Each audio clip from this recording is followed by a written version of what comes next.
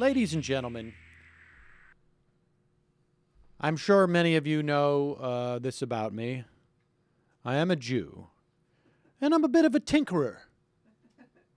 I'm not quite a craftsman, but I can handle myself with a drill or an impact driver, or circular saw, even a router, if I do say so myself, which is not so easy.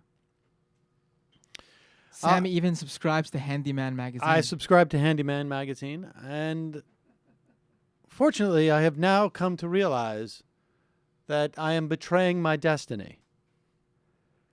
Because, well, let me allow Pat Robertson and his guest,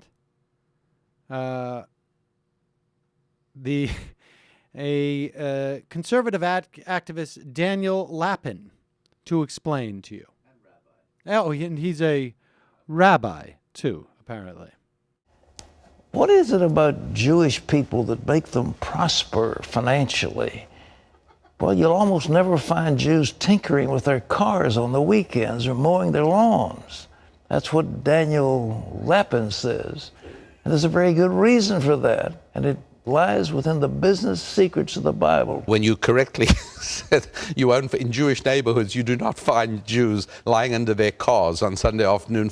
No, I pay one of the best mechanics around to take care of my BMW. That's what I do. I'd be crazy to take my time doing it myself. Polishing diamonds, not fixing cars. Exactly. I'm taking care of what I can do best. And you heard what Pat Robertson said. Yes, you're polishing your diamonds. You're polishing your diamonds. then I'm happy to pay him. Or for me to mow my lawn. I'm the worst lawn mower in the world. Yeah. But the young man who lives down the street from me, he's one of the best. And he's happy to do it. I'm happy. And so it's really important that each one of us finds our highest and best way to serve our fellow human beings, which is another way of taking care of God's other children.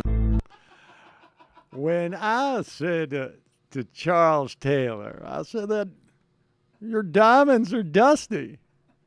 You obviously don't have the Jews around to polish those diamonds. They're certainly not out mowing their lawns. Now, I will say this. Obviously, this is somewhat ridiculous. I actually hire someone to polish my diamonds.